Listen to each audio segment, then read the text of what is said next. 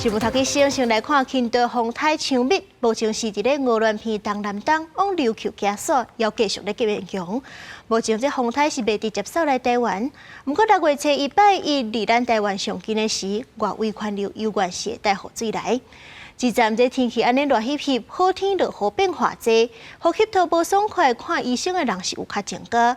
提醒觀眾朋友都要注意身體。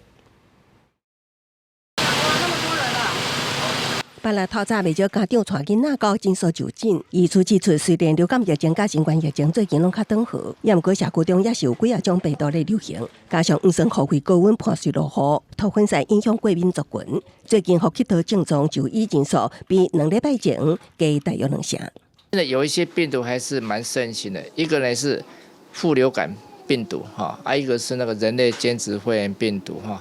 這幾個病毒呢，事實上最近在我們疾病管制署呢，它有一些篩檢到這些病毒呢是比較多的。醫師提醒民眾，天氣好天落雨高體，隨身也是愛準備雨具，注意溫差。另外，今年第6號風颱搶蜜目前繼續增強，有計後禮拜北轉了後，向琉球方向行。去日本的遊客愛注意最新的天氣變化。氣象署指出，風颱會在6月初1較晚近台灣，這方面的天氣較不穩定。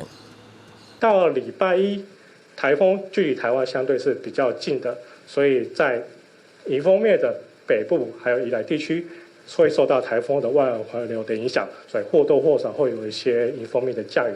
那其他地區主要就是以山區的午後降雨為主。